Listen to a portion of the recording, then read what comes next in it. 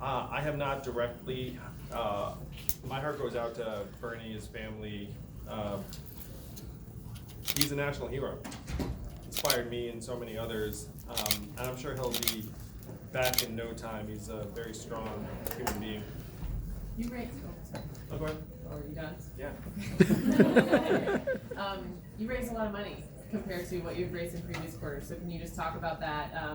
If that surprised you, what you think that says about your thinking? Our campaign is growing by leaps and bounds because more Americans are waking up to the fact that we can build an economy that works for us, and waking up to the real problems that got Donald Trump elected. We're in the midst of the greatest economic transformation in our country's history, the fourth industrial revolution.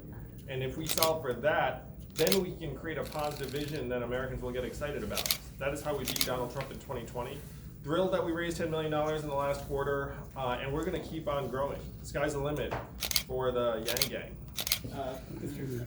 Yang, much of your pitch about the freedom dividend comes down to, you say Americans are tired of politics as usual, here's something to mix it all up. You spoke, I think, last week about the controversy surrounding Joe Biden and son Hunter Biden. You said it doesn't look good, but one of your competitors, Elizabeth Warren, is running on this idea that there's rampant corruption. You say Donald Trump, because the economy wasn't working well, won in part for right reasons. And people are fed up with Washington, but continue. Yeah, well, and it goes, people are fed up with Washington. I mean, do you think the controversy, valid or not, it's a lot of noise, and the people still see it? The noise surrounding Hunter Biden is part of that kind of politics as usual, that Washington, slump, for better or worse, that you think that you're running against? I don't see it that way at all, in the sense that if Donald Trump is colluding and putting pressure on a foreign leader to try and kneecap a political rival and then suppressing the investigation, like, that is the story. And to the extent that Donald Trump ran on draining the swamp, I can't think of anything swampier than what I just described. It's unfortunate that we've reached this point. I mean, that's actually even worse than swampy. That's like a clear abuse of power. So to me, that's what Americans are seeing and are focused on, and that's where their attention should be.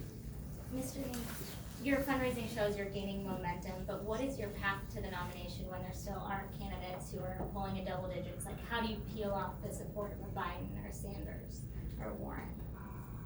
Well, I'd suggest, first of all, it's probably harder to go from total anonymity to 6th or 5th or 4th in the national polls than it is to go from 4th to 1st. So when you ask how am I going to get from 4th to 1st, I would suggest that the harder part has already been done. The second thing is that if you look at Democratic primary voters, they have number one criteria consistently across the board for the nominee. And what is that? Who can beat Donald Trump? I am one of only 2 candidates in the field that 10% or more of Donald Trump voters say they will support in the general election, which means I am the surest bet in the Democratic field to beat Donald Trump in 2020. I was up by 8 points over Donald Trump in a head-to-head matchup in New Hampshire, which is a battleground state. So as more Democrats wake up to the fact that I am the best bet to beat Donald Trump, you're gonna see my poll numbers rise and rise and rise. And most Americans are just now tuning into the election. Most Americans are still getting to know me. As they get to know me and my campaign, you'll see us just continue to climb into the polls and the rankings. 2 more questions, Mr. Yang. folks. 2 more Mr. questions. Yang, do you agree with Armando! Hey. Do you agree with Senator Kamala Harris that Do you agree with Senator Kamala Harris that President Trump's Twitter account should be suspended?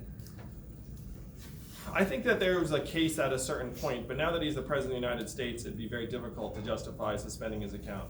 To the extent that there was an opportunity, it was before he took office. And even then, the question of who is allowed on a platform like Twitter, in many ways, it's a sign of where we are, where now we have these tech platforms that are serving as, in some ways, the communications vehicle for political leaders and figures. And we're asking the technology companies to make decisions that historically have been in the hands of government.